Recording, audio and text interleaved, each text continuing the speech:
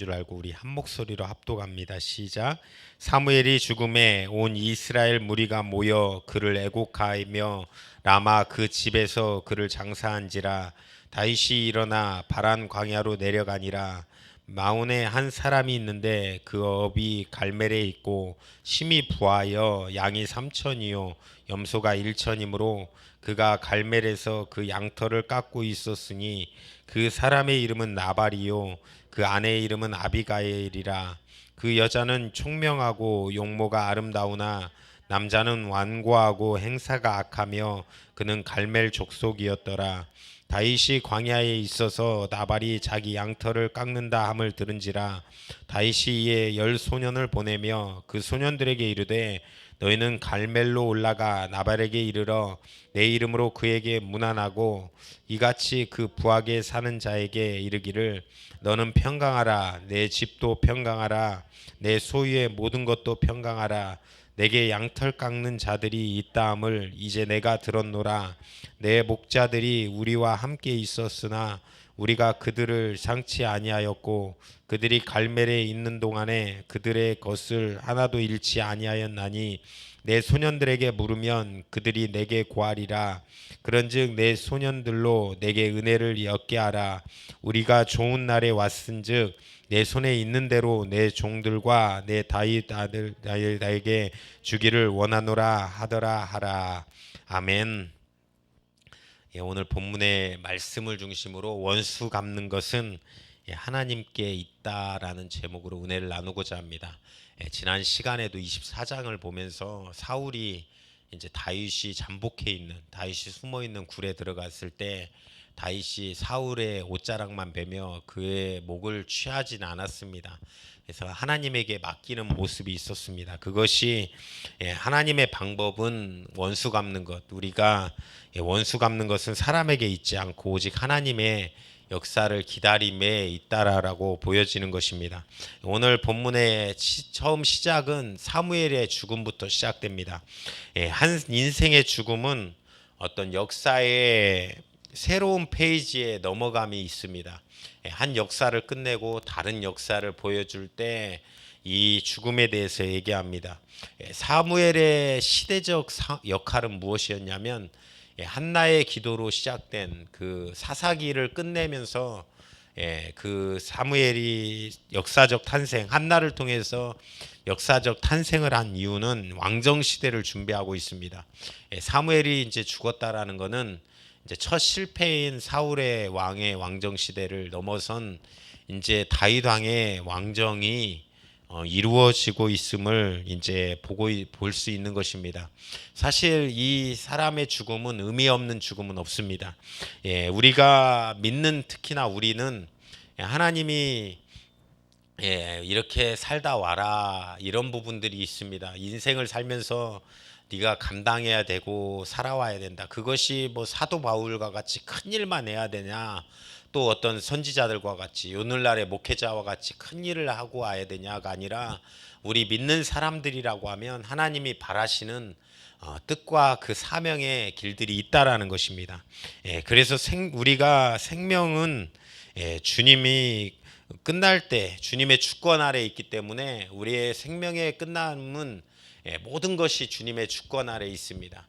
그래서 이제 연세 드신 나이 든 집사님들과 권사님들이 빨리 하나님 나라 가야 되는데 라고 했을 때 또 저는 아직은 우리 교회 권사님으로서 집사님으로서 오랫동안 기도의 후원도 있어야 되고 또 뒤에서 가끔 틀리게 가면 잔소리도 해주셔야 되고 그 모습들이 있는 것입니다. 사실 우리가 난 일찍 죽어야지. 저희 어머니가 이제 80쯤 되면 이제 죽음을 준비하겠다 이런 얘기를 하시더라고요. 근데 건강하게 하나님 일 다 하시다가 천국 가셨으면 그것만큼 복된 일은 없는 것입니다.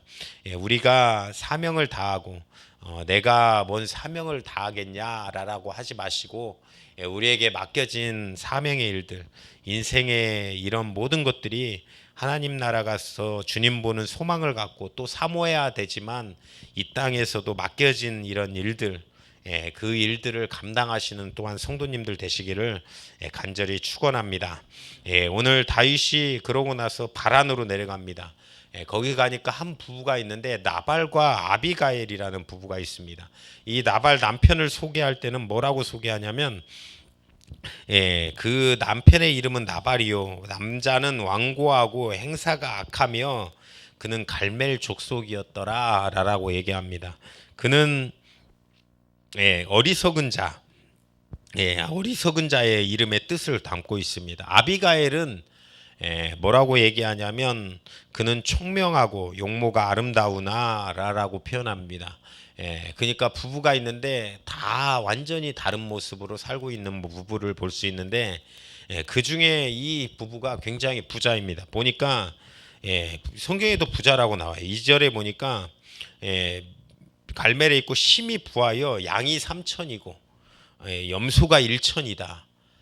얼마나 많은 짐승입니까? 우리 지금 시대에도 만약에 어디서 양 3천 마리, 염소 1,000마리 키운다라고 하면 잘 산다라고 할 것입니다. 근데 그 당시에 그 정도 가지고 있는 어떤 재력, 부하다라고 얘기하는 것입니다. 그런데 이 가운데 양털을 깎는 축제, 양털을 깎는 일이 일어났습니다. 이거는 사실 이스라엘 그 민족 가운데 큰 축제가 열릴 때입니다. 이 양털을 깎을 때는 그 집안에 큰 축제가 있을 때, 그래서 이때는 어떤 일이 벌어지냐면 나그네와 또 객들이 올 때는 그냥 보내지 않고 많은 어떤 도움을, 히브리 사상 가운데 나그네 환대법이 있습니다. 그래서 어려운 사람들이나 돕는 사람들을 보면 이런 사람들을 도와주는 역사, 그런 일들이 일어나는 것입니다. 사실 제가 교회가 세워지고 가운데 가장 바라는 것 중에 하나는 가족과 같이 지내는, 가족과 같은 정도로 가까울 수는 없지만 이제 연세 있으신 이렇게 우리 권사님들 집사님들은 우리 부모님 같고, 또 제가 실제로 우리 부모님보다 더 많이 봅니다. 더 많이 만나고 더 많이 뵙는 게 마찬가지고, 또 어려운 일이 있다라고 하면 같이 고민하고 같이 울어주고, 힘든 일이 있다라고 하면 같이 아파하고, 좋은 일이 있으면 같이 즐거워하는 그런 일들이 이루어졌으면 하는 마음이 가장 큰 소원입니다. 그 일들이 이렇게 작은 곳에서 공동체로 가족과 같은 정도의 그런 삶은 실제로 힘들지만 그렇게 우리가 서로 환대하고 또 어려운 일 있으면 돌아보고, 이것이 가장 좋은 교회지 않을까라는 생각을 하면서 살아가는 것입니다. 4절부터 8절에 보니까 이 축제가 열리니까 다윗이 누구를 보내냐면 소년 10명을 그 집에 보냅니다. 그 집에 보내서 다윗이 도망 다닐 때 이 얼마나 많은 식구들이 따라다녔습니까? 600명 뭐 이런 식구들이 따라다녔을 겁니다. 근데 그 식구들을 먹이는 게 가장 리더의 가장 큰 고민이에요. 예나 지금이나 배가 따뜻하게 만드는 게 가장 큰 고민입니다. 그 국가도 유지되려면 국민들이 잘 살게 만들면 돼요. 가장 국민들이 원하는 게 뭐 다른 뭐가 막 좋고 막 뭐가 뭐 민주적이고 이런 게 다 이런 게 아니라 예나 지금이나 먹고 사는 거에 걱정 없이 사는 거, 그것이 가장 어떤 예나 지금이나 가장 바른 것이라고 하는 것입니다. 그러니까 다윗이 이 식구들을 먹이기 위해서 소년 10명에게 보내면서 나한테 무난하고 왜 이것에 대해서 음식을 가져오라라고 보내는 거예요. 근데 광야에 이렇게 합당하게 요구할 수 있는 게, 광야에서 살 때는 광야의 이 목동들이 이것 양을 칠 때 강도들이 와가지고 협박하고 뺏어가고 이렇게 죽일 수도 있습니다. 그거를 다윗이 다 보호를 해줬어요. 자기 군대를 가지고 보호를 했습니다. 그래서 양식을 좀 달라라고 요청한 거예요. 그런데 9절부터 11절에 보니까 나발이 뭐라고 얘기하냐면, 나발이 다윗의 사환들에게 대답하되 다윗은 누구며 이 세 아들은 누구뇨? 근일에 각 자기 주인에게서 억지로 떠나는 종이 많도다. 내가 어찌 내 떡과 물과 내 양털 깎는 자를 위하여 잡은 고기를 가져 어디로인지 알지도 못하는 자들에게 주겠느냐 한지라 라라고 거절합니다. 내가 다윗이 누구냐 라라고 하는 거예요. 다윗이 실제로 누군지는 압니다. 누군지 알아요. 그런데 이 다윗의 리더십을 인정을 안 하는 거예요. 다윗이 네가 뭔데 이런 표현인 것입니다. 그러니까 오늘날로 말하면 우리 한일전 하면 뭐 옛날에 야구한 적이 있어요. 야구할 때 이승엽을 모르겠습니까? 요미우리에서 뛰기도 했고 일본 가서 홈런도 많이 치고 온 게 우리나라 이승엽이 아닙니까? 전 한일의 홈런아.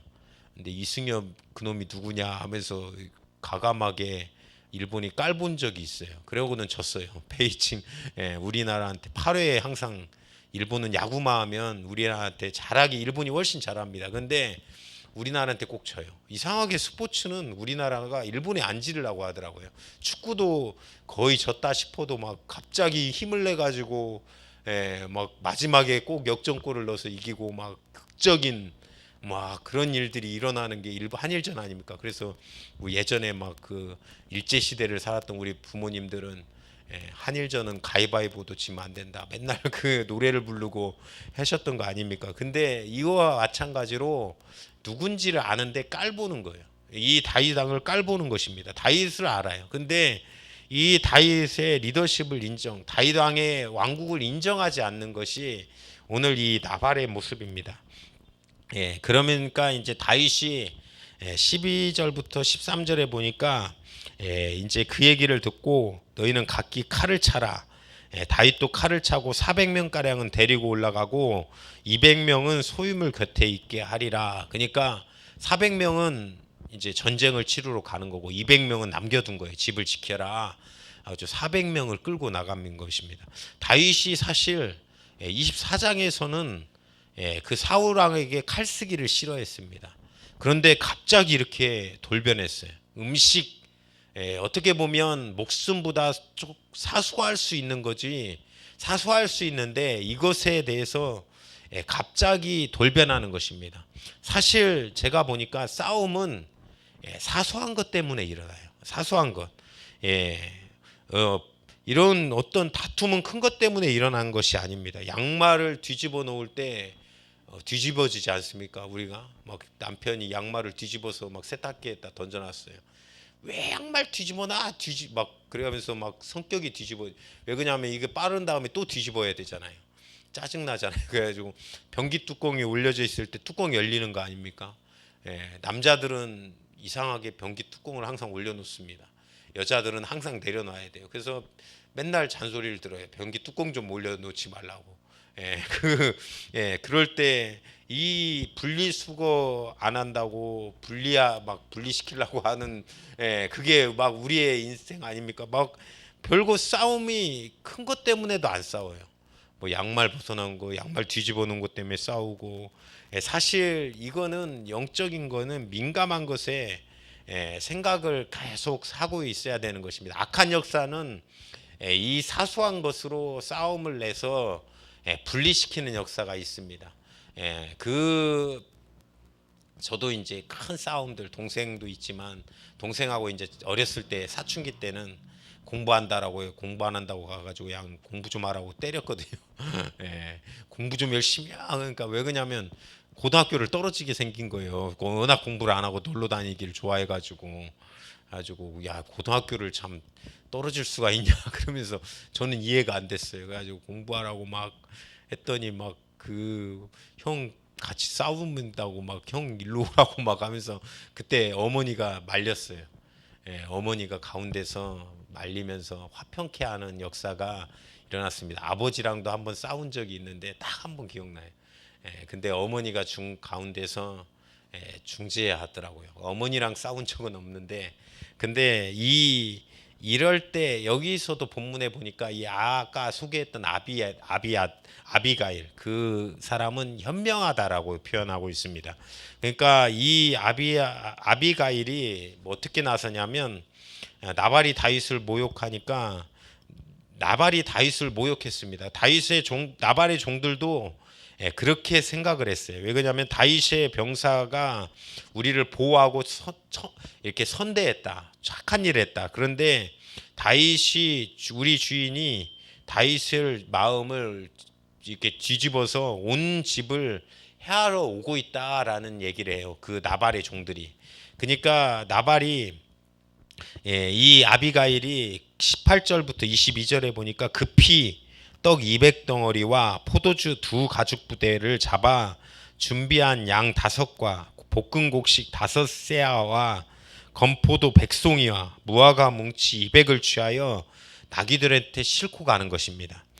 다윗이 분노해서 지금 죽이려고 쫓아오고 있어요.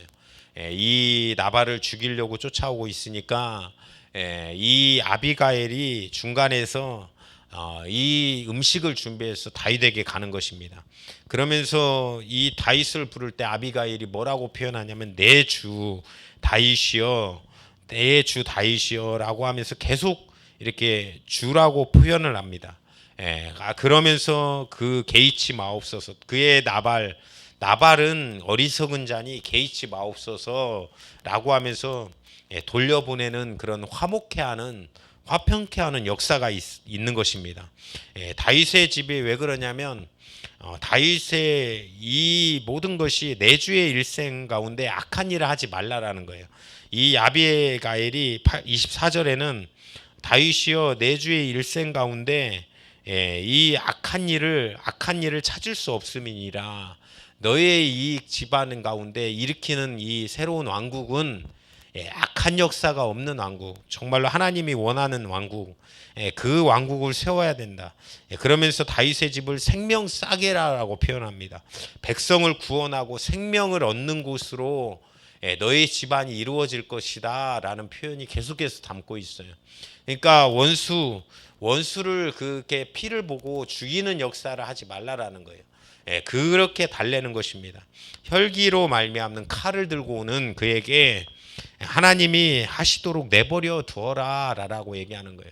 사실 우리가 혈기가 날 때 이런 자세가 필요합니다. 우리의 혈기 있음을 우리가 갚는 것이 아닙니다. 그 혈기를 낼 때 하나님께서 그 모든 상황과 모든 것들을 해결해 주십니다. 그렇기 때문에 우리는 하나님에게 맡기는 거지, 하나님의 사람으로서 하나님에게 맡기는 것입니다. 아비가일이 사람이지만 우리에게는 역사하는 회복과 중재의 메시지입니다. 우리에게 화가 있을 때, 혈기가 있을 때, 그것이 부부간에도 자식간에도 또 여러 사람과의 문제도 지혜롭게 살면서 중재하는 역할이 아비가일의 역할이라는 것입니다. 이 중재가 아비가일인 것입니다. 지혜로운 사람의 중재가 있어야 된다는 것입니다. 사실 우리 믿는 사람들은 평화의 도구로 지어져 있습니다. 제가 어렸을 때 좋아했던 찬양 중에 주여 나를 평화의 도구로 써 주소서, 이런 찬양이 있었습니다. 중창으로 했던 찬양인데 우리 마태복음 5장에서는 성경에서 뭐라고 합니까? 화평케 하는 자는 복이 있나니 하나님의 아들이라 일컬음을 받을 것이요. 그리고 로마서 14장은 우리가 화평의 일을 서로 덕을 세우는 것을 힘써서 해야 된다라고 얘기하는 것입니다. 그래서 우리는 아비가일의 역할을 해야 됩니다. 아비가일의 어느 곳에 있든지 화평케 하는 자, 우리가 집안의 가장으로서 또 남편과 아내로 화평해 하고, 또 부모와 자식 간에 화평케 하고, 또 아들과 남편과의 역할을 화평케 하고, 그 역할이 우리의 믿는 사람들의 역할이라는 것입니다. 다윗이 혈기내서 복수하는 것은 하나님의 방법이 아니었습니다. 30절부터 31절에 보니까 다윗이 내 주여 여호와께서 내 주에 대해서 하신 말씀대로 모든 선을 내 주께서 행하게 하사 내 주를 이스라엘의 지도자로 세우신 때에 내 주께서 무지한 피를 흘리셨든지 내 주께서 친히 보수하셨다 하든지 함을 인하여 슬퍼하실 것도 없고 내 주의 마음에 걸리는 것도 없으리라. 다만 여호와께서 내 주를 후대하신 때에 원컨대 내 주의 종을 여종을 생각하소서. 그래서 나중에 이 아비가일을 구원받는 역사, 다윗이 왕이 되고 구원받는 역사가 일어나는 것입니다. 당신의 나라가 임할 때 나를 기억해 주옵소서 라고 고백하는 것입니다. 그러고 달래고 아내가 돌아와 보니까 남편은 왕 같은 잔치를 벌이고 있어요. 얼마나 부자입니까? 그러니까 왕 같은 잔치를 막 벌리고 있는 것입니다. 예, 그러면서 세상 사는 사람들의 삶의 방식이 이렇습니다. 어떤 사람은 그 부자 때문에 한 끼에 200만 원, 300만 원 음식을 다 먹지도 못하면서 10만 부자들은 그 음식의 냄새만 맡고 버리고 막 이런 사치도 하는 경우도 있습니다. 근데 가끔 카메라 이렇게 하면 막 두려워서 막 얼굴을 가리잖아요. 그들이 노는 거 남녀가 구별 없이 그 유흥업소에서 노는 모습을 보면 참 세상 사람들의 가치는 이런 거구나. 예, 세상 사람들의 삶의 방식이 이렇다라는 것입니다. 한 치 앞도 죽을지 모르고 내일 무슨 일이 모르는 사람처럼 내일 일이 어떤 일이 일어날지 모르는 것처럼 살고 논다라는 것입니다. 남편이 원래 다윗이 이 아내가 말리지 않았다라고 하면 아마 400명의 군사를 들고 쳐들어왔을 때 아마 죽임을 당했을 것입니다. 그런데 이 죽임을 당하는 것, 그것 죽을 뻔한 것조차 모르고 왕 같은 잔치를 벌이고 막 살아가는 모습들이 세상 사람들이라는 거예요. 세상 사람들은 한 치 앞도 안 보고 한 치 앞도 못 보고 그 인생을 그렇게 살아갑니다. 근데 우리 믿는 사람들은 어떻습니까? 그 멀리 보는 거, 앞길을 여는 거, 그 특히나 우리가 구원에 향해서 걸어가는 발걸음들을 보고 살아간다라는 것입니다. 그러고 나서 이 가운데 이 얘기를 듣고 나발이 낙담하여 낙담하는 표현이 나옵니다. 그거는 이미 마음이 죽은 거예요. 그리고는 38절에 하나님이 한 열흘 뒤에 이 37절부터 읽어드리면 아침에 나발이 포도주가 깬 후에 그 아내가 그에게 이 일을 고하매 그가 낙담하며 여기서 주석에는 마음이 죽었다라고 얘기합니다. 마음이 죽어서 몸이 돌과 같이 되었더라니 이 밤새도록 포도주에 밤새도록 술 먹은 거예요. 오늘날로 밤새도록 술 먹고 깬 뒤에 그 말을 듣더니 몸이 돌과 같이 되어 가지고 한 열흘 뒤에 여호와께서 나발을 치심에 그가 죽으니라. 누가 복수합니까? 누가 원수를 갚습니까? 하나님께서 하신다라는 거예요. 그렇기 때문에 우리가 이 땅을 바라볼 때 정말로 억울한 일이 있고 또 우리가 아픈 일이 있고 또 어떠한 것이 있다고 할지라도 원수 갚는 것은 하나님에게 있습니다. 우리가 서운하고 저도 아직 뭐 이렇게 용서가 안 되는 부분이 생기면 꿈에서 가끔 나와요. 꿈에서 가끔 나와서 악몽을 꾸면서 일어납니다. 그런데 그 모든 것들이 하나님에게 있는 것입니다. 모든 주권은 하나님이 있다라는 것입니다. 다윗이 실력으로 혈기로 했다라고 해도 그것이 하나님이 원하는 계획과 시간이 아니라는 거예요. 사실 우리가 제일 어려운 것 중에 하나는 하나님의 시간, 하나님의 심판의 시간을 바라보는 것입니다. 사실 이 땅을 살아갈 때 믿는 사람으로서 얼마나 이상한 일들이 많습니까? 이거는 하나님 왜 그렇습니까? 가끔은 그럴 때도 있었어요. 저는 그런 기도도 많이 했습니다. 하나님 신천지가 저렇게 어찌 이렇게 우리 믿는 사람들 기성교회를 파괴하고 믿는 사람들을 이렇게 사놈기기 그래가지고 뭐 14만 4천 안에 들어가야 된다 하면서 저렇게 데려가는데 하나님 가만 놔두십니까? 뭐 좀 우리가 적극적이면 보네퍼 같이 2차 세계대전에 그 히틀러를 암살하려는 목사님이 계셨습니다. 왜 그러냐면 유대인들을 하도 많이 죽이고 막 학살하니까 야 내가 죽여버려야겠다 이런 목사님이 계셨어요. 완전히 어떻게 보면 참 그런데 그 원수 갚는 것도 하나님에게 있다라는 것입니다. 하나님의 시간이 되면 하나님이 알아서 하시더라고요. 그래서 우리가 해야 되는 것은 정확한 계산 가운데 하나님이 일하시도록 기도하는 것. 하나님께 간구하는 것이 우리가 해야 된다라는 것입니다. 사실 우리가 살아갈 때 우리가 잘못 걸어갈 때 또 여러 가지로 하나님의 역사가 이루어질 수 있습니다.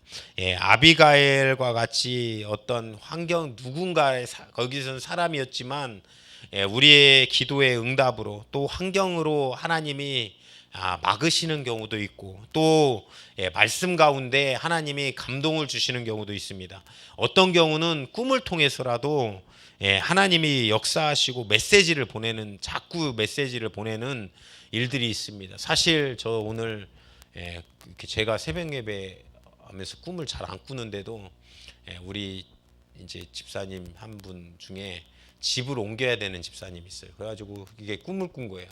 집이 막 옮겨야 되는데 근데 갑자기 아침에 일어났는데 저한테 카톡이 또 왔어요. 저한테 갑자기 목사님이 나타나가지고 집을 옮겨야 된다 신청을 해라 해가지고 거기 인터넷 검색을 했대요. 그렇게 말해도 안 움직이더니 가지고 오늘까지 신청 날짜라 신청했다고 3월에 결과 나오는데 좋은 결과 있도록 기도해달라고.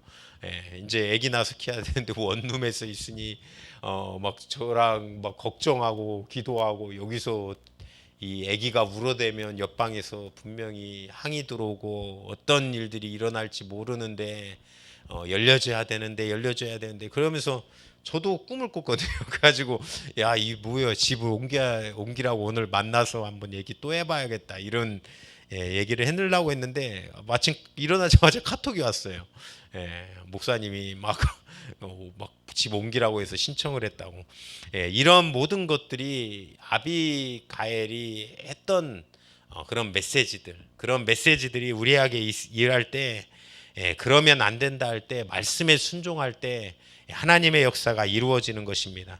그럴 때 결단하고 하나님 앞에 다시 한번 일어나는 성도님들 되시기를 간절히 축원합니다. 우리가 예수 그리스도를 주라 고백했을 때 주일날 얘기한 것 같이 그것은 성령님께서 하게 하시는 것입니다. 성령님이 또한 임하시고 역사하십니다. 우리를 다스리시는 것입니다. 그 음성에 순종할 은혜를 부어달라고 기도하고 또한 그 음성에 순종하는 역사가 우리 모든 성도님들에게 있어지기를 간절히 축원합니다. 아비가일처럼 그러면 안 된다라는 음성이 들려졌을 때 우리 마음속에 다시 한번 그 말씀으로 또한 하나님의 역사로 살아가는 성도님들 되시기를 간절히 축원합니다. 또한 우리가 속한 곳에서 아비가엘의 역사를 우리가 이루는 또한 성도님들 되시기를 간절히 축원합니다. 우리가 평화의 도구가 되어서 또한 어떤 곳에도 갈라짐이 없이 평강이 넘치는 인생이 되어서 또한 많은 사람들을 회복시키고 또한 많은 사람들을 살리며 많은 사람들을 권면하는 은혜의 역사가 우리 모든 성도님들을 통하여 있어지기를 간절히 축원드립니다. 오늘 이 시간도 합심으로 기도하실 때 하나님 오늘도 불러주셔서 은혜 허락하여 주심을 감사합니다. 하나님 아버지 정말로 우리에게 아비가엘 같은 은혜가 있기를 원합니다. 용서할 수 있는 마음, 그 마음이 들려질 때마다 하나님 깨달을 수 있는 마음이 있게 하여 주시고 또한 그 역할을 감당하는 우리 모든 성도님들 다 될 수 있도록 하나님 주여 축복하여 주시옵소서. 그런 삶으로 살게 해달라고 오늘 이 시간 주여 삼창에 치고 기도하겠습니다. 주여